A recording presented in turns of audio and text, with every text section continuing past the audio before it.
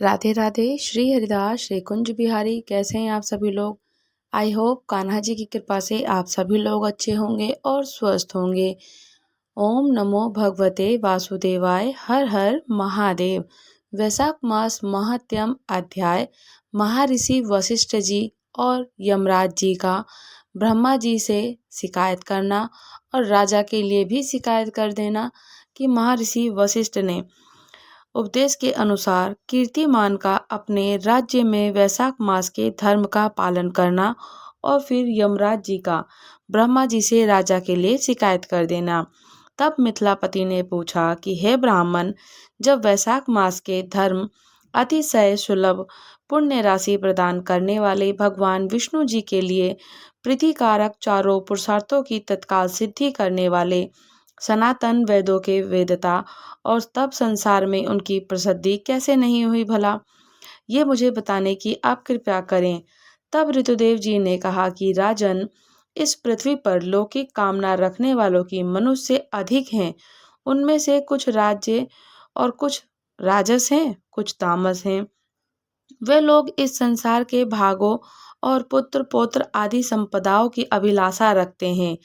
कहीं किसी प्रकार की कभी बड़ी कठिनाई से कोई प्रसन्न एक मनुष्य ऐसा मिलता है जो कि स्वर्ग लोक के लिए प्रयत्न करता है और इसलिए वह यज्ञ आदि पुण्य कर्मों का अनुष्ठान बड़े प्रयत्न से करता है और बड़े इच्छा के मन से करता है। तुक्ष आशाएं लेकर बहुत से कर्मों का आयोजन करने वाले लोग प्राय काम में कर्मों के ही उपासक हैं।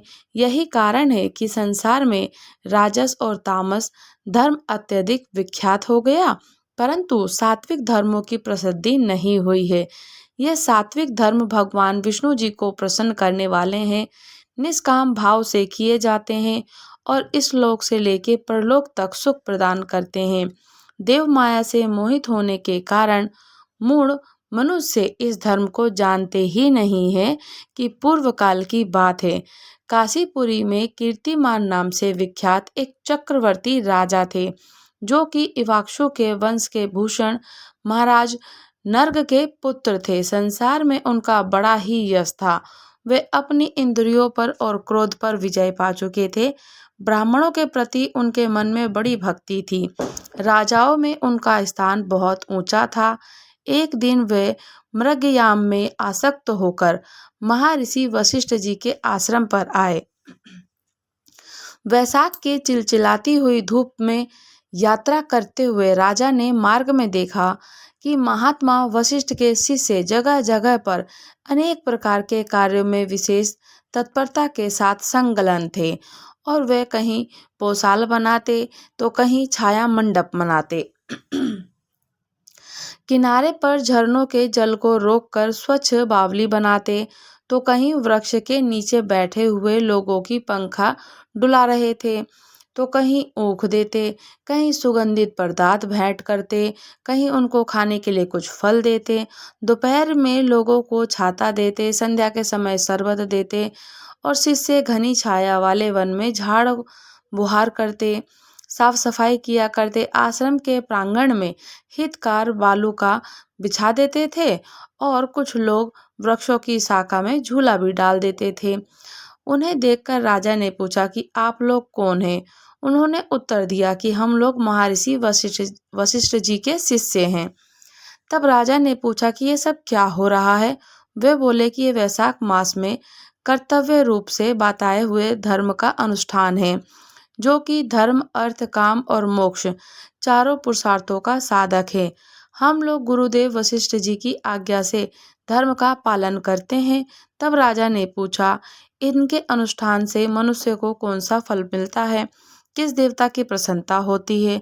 तो उन्होंने उत्तर दिया, हमें तो इस समय ये बताने के लिए अवकाश नहीं है। आप गुरु जी से ही यथोचित प्रश्न कर लीजिए। महायशस्वी महर्षि इन धर्मों का यथा स्वरूप जानते हैं और वही आपको पूर्ण रूप से बताएंगे।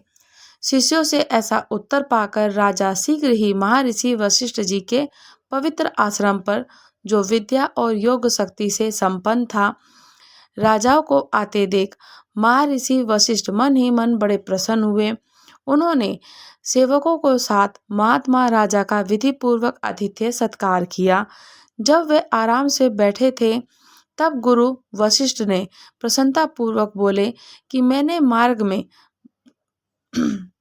राजा बोलता है कि भगवान, मैंने मार्ग में आपके शिष्यों के द्वारा परम आश्चर्यमय शुभ कर्मों का अनुष्ठान होते हुए देखा है, किंतु उनके संबंध में जब प्रश्न किया तो उन्होंने दूसरी कोई बात ही नहीं बताई और आपके पास आने की आज्ञा दे दी। उनकी आज्ञा के अनुसार ही मैं इस समय आपके समीप आया हूँ। मेरे मन में उस धर्म को सुनने की बड़ी इच्छा है। कृपया करके मुझे सविस्तार से आप वर्णन कीजिए। तब महायशस्वी वशिष्ठ जी ने प्रसन्नता पूर्वक कहा कि राजन, तुम्हारी बुद्धि का उत्तम शिक्षा है और तुम्हारी बुद्धि को उत्तम शिक्षा भी मिली है। उसने ये उत्तम निश्चय किया है कि भगवान विष्णु जी की कथा को श्रवण करके भगवत भाव को अनुष्ठान में जो तुम्हारी बुद्धि की अत्यंत प्रवृत्ति हुई है, ये तुम्हारे किसी पुण्य का ही फल है। जिसने वैशाख मास में महाधर्म के अनुष्ठान भगवान श्री हरि नारायण की आराधना की है, उसके उन धर्मों से भगवान बहुत संतुष्ट होते हैं और मनवांछित वस्तु की प्रदान करते हैं। संपूर्ण जगत के स्वामी भगवान लक्ष्मीपति समस्त पाप राशि का विनाश करने वाले वे सूक्ष्म धर्मों को संपन्न होते हैं और प्रसन्न होते हैं। केवल परिश्रम और धन से ही नहीं, भगवान विष्णु भक्ति से पूजित होने पर अवशिष्ट वस्तु को प्रदान करते हैं। इसलिए सदा भगवान विष्णु जी की भक्ति करनी चाहिए। जगदीश्वर श्री हरि जल से पूजा करने से अशेष कलेश का नाश हो जाता है और शीघ्र संपन्न होते हैं और शीघ्र ही वो प्रसन्न हो जाते हैं। वैशाख मास में बताए हुए ये धर्म थोड़ा सा परिश्रम के द्वारा साध्य होने पर भी भगवान विष्णु जी के लिए प्रीतिकारक और शुभ होने के कारण अत्यधिक व्यवसाय सिद्ध होने वाले बड़े बड़े यज्ञ आदि कर्मों का भी तिरस्कार करने वाला है। तुम भी वैशाख मास में बताए हुए पालन को करो और तुम्हारे राज्य में निवास करने वाले अन्य सब लोगों को उन कल्याणकारी धर्मों का पालन कराओ।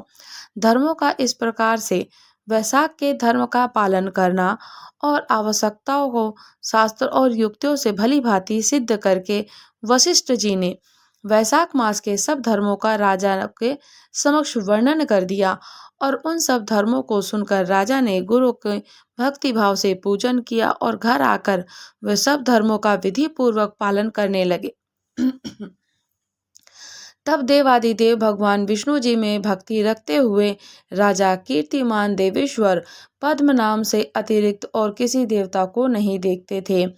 उन्होंने हाथी की पीठ पर नगाड़ा बजाकर सिपाहियों से अपने राज्य भर में डंके की चोट पर यह घोषणा करा दी कि मेरे राज्य में जो 8 वर्ष से अधिक आयु वाला मनुष्य है, उसकी आयु जब तक 80 वर्ष की ना हो जाए तब तक मेष राशि पर सूर्य स्थित होने पर यह प्रातःकाल वैशाख मास का स्नान करना ही होगा और जो नहीं करेगा तो मेरे द्वारा दंडनीय, वध्य और राज्य से निकाल देने का योग्य समझा जाएगा। यह मेरा निश्चित आदेश है। पिता, पुत्र, पत्नी अथवा जो कोई भी वैशाख मास के धर्म का पालन नहीं करेगा वह चोर की भांति दंड का पात्र समझा जाएगा। प्रातःकाल शुभ जल में स्नान करके श्रेष्ठ ब्राह्मणों को दान करना चाहिए। तुम सब लोग अपनी शक्ति के अनुसार पौषाल तथा दान आदि धर्मों का उच्चारण करो। राजा कीर्तिमान ने प्रत्येक ग्राम में, प्रत्येक राज्य में धर्म का उपदेश कराने वाले एक एक ब्राह्मण को बसाया। 5-5 गांवों में एक एक ऐसे अधिकारी नियुक्त किए जो धर्म का त्याग करने वाले लोगों को दंड दे सके। उस अधिकारी की सेवा में 10-10 घुड़सवार रहते थे। इस वर्ष इस प्रकार से चक्रवर्ती नरेश कीर्तिमान शासन ने सर्वस्त्र और सब देशों में ये धर्म का पौधा प्रारंभ हुआ। अब आगे चलकर खूब बड़े और वृक्ष के रूप में परिणत हो गया। उस राजा के राज्य में जो लोग मर जाते थे वे भगवान विष्णु जी के बैकुंठ धाम ही जाते थे। वहां के मनुष्य को विष्णु लोक की प्राप्ति निश्चित थी। एक बार भी वैशाख मास का स्नान कर लेने से मनुष्य यमराज के पास नहीं जाता। अपने धर्म के अनुकूल कर्म में स्थित हुए सब लोगों के विष्णु लोक में चले गए और यमपुरी के सब नरक खाली हो गए। वहां एक भी पापी प्राणी नहीं रह गया। वैशाख मास के प्रभाव से यमपुरी के मार्ग की यात्रा ही बंद हो गई थी। सब मनुष्य दिव्य आकृति धारण करके भगवान के धाम बैकुंठ में चले जाते। देवताओं के जो लोक हैं वह सब के सब शून्य हो गए।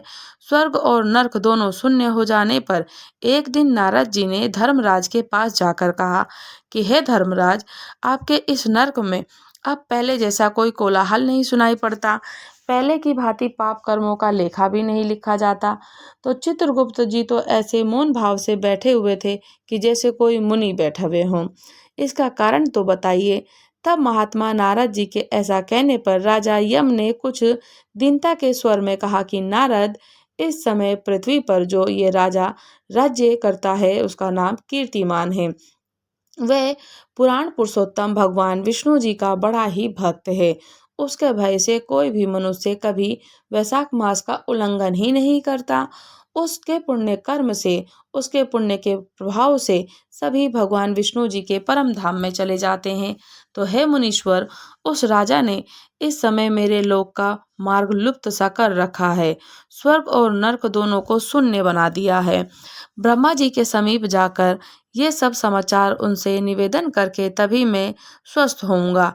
ऐसा निश्चय कर यमराज ब्रह्मा जी के लोक में गए और वहां बैठे हुए ब्रह्मा जी का दर्शन किया, जिनका आश्रय ध्रुव है, जो इस जगत के बीज और लोकों के पितामह हैं, जो समस्त लोकपाल, दिक्पाल और देवता जिनकी उपासना करते हैं।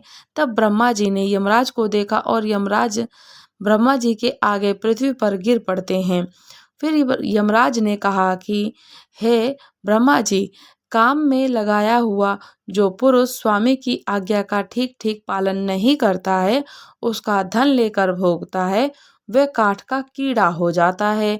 जो बुद्धिमान मनुष्य लोभवश स्वामी के धन का उपभोग करता है, वह 300 कल्पों तक रूप कहते हैं कि 300 कल्पों तक त्रियज्ञ योनि के रूप में नरक में जाता है।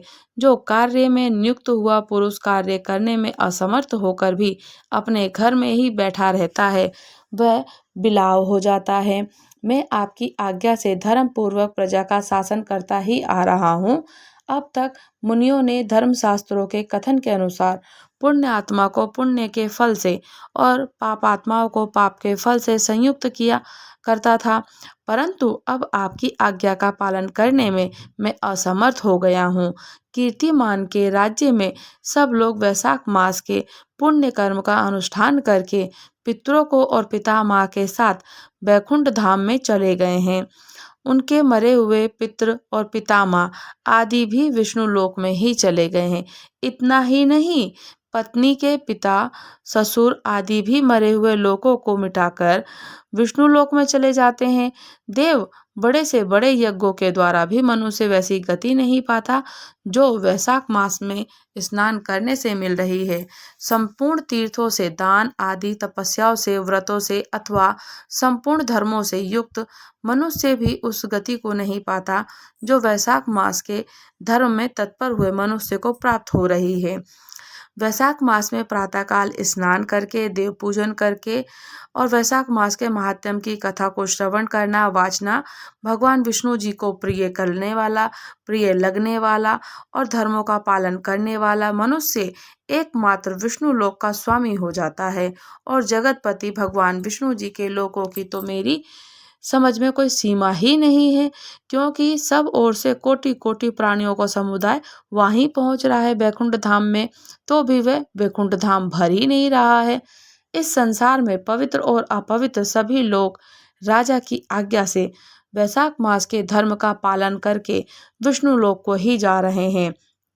तो हे ब्रह्मा जी, हे लोकनाथ, उसकी प्रेरणा से संस्कारहीन मनुष्य भी वैशाख मास का स्नान मात्र से बैकुंठ धाम को जा रहे हैं। वह केवल भगवान विष्णु जी के चरणों की शरण लेने वाला है, जान पड़ता है वह समस्त संसार को विष्णु लोक में पहुंचा देगा। जो पुत्र, धर्म, अर्थ, काम, मोक्ष के प्रतिकूल चलता है, वह पृथ्वी पर माता के पेट से पैदा हुआ रोग है और वह अधम पुरुष की अपनी माता का घात करने वाला कहा जाता है। किंतु राजा कीर्तिमान की माता और उसकी पत्नी पुण्य संसार में विख्यात है। उसकी माता एकमात्र वीर जननी है, जो राजा का निश्चय ही संसार में बहुत बड़ा वीर है। जिस प्रकार कीर्तिमान ने मेरी लिपि को मिटाने में उद्गत हुआ है, ऐसा उद्घोष प्राणों में किसी को नहीं सुनाई गया है और ना ही किसी को सुनाया जाएगा। भगवान विष्णु की भक्ति में तत्पर हुए राजा कीर्तिमान के सिवा दूसरे ऐसा किसी को मैं नहीं जानता जो घोड़े की और हाथी के पीठ पर डंके की चोट पर डंका बजवाकर घोषणा करते हुए लोगों को ऐसी प्रेरणा देते हैं कि वैशाख मास में जो भी स्नान नहीं करेगा वो मेरे मृत्युलोक से मेरे को दंड के पात्र होगा और मेरे से दंड का पात्री भागी माना जाएगा, चोर की तरह ही भांति माना जाएगा और उसको मृत्यु दंड दिया जाएगा और देश निकाला दिया जाएगा। और मेरे लोक के मार्ग को विलुप्त करने की चेष्टा करता रहा है कीर्तिमान।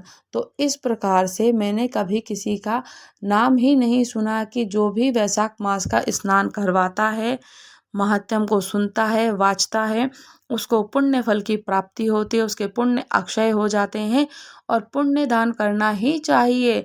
पुण्य करने से, स्नान करने से, दान करने से, पितरों को तर्पण करने से, पीपल के वृक्ष को सींचने से वैशाख मास का जो महीना है हरि नारायण जी को अत्यंत प्रिय है। वैशाख मास में पीपल का सींचन अत्यंत अत्यंत प्रिय माना जाता है कि उसमें पितरों का निवास होता है। पितरों को निवास के साथ पीपल को सींचने के साथ ही उसमें काला तिल अवश्य डालना चाहिए, उसको सींचना चाहिए। आपको 1 लोटा जल जरूर दान करना चाहिए। गेहूँ, जो अनाज आपके जितनी सामर्थ्य बन पड़े जरूर दान करना चाहिए। महर्षि वशिष्ठ जी कहते हैं कि वैशाख मास का स्नान करने से अनंत पुण्य फल की प्राप्ति होती है, यमराज की यातनाएं नहीं सहनी पड़ती हैं। वैशाख मास का स्नान जरूर करना चाहिए, कथा को श्रवण करनी चाहिए और ये हरि नारायण जी को सब महीनों में सबसे बड़ा ही आनंद और सुखदायक आनंद मास प्रिय है। वैशाख मास महात्म्य 21 अध्याय समाप्त हुआ। राधे राधे। श्री हरिदास, श्री कुंज बिहारी। अगर आप लोग हमारे चैनल पर नए हैं, चैनल को लाइक, शेयर, सब्सक्राइब करना बिल्कुल ना भूलें और मुझे कमेंट्स करके ज़रूर बताइएगा क्या आप लोग भी वैशाख मास का स्नान कर रहे हैं, और अगर नहीं कर रहे हैं तो वैशाख मास स्नान अवश्य करना चाहिए। अगर आप पूरे महीने भी वैशाख मास का स्नान नहीं कर पाए हैं तो वैशाख मास का 5 दिन का भी अगर आप स्नान कर लेते हैं पूर्णिमा तक, तो आपको पूरे महीने का वैशाख मास का स्नान का पुण्य फल प्राप्त हो जाएगा। तो वैशाख मास का स्नान करना प्रारंभ कर दीजिए। राधे राधे। श्री हरिदास।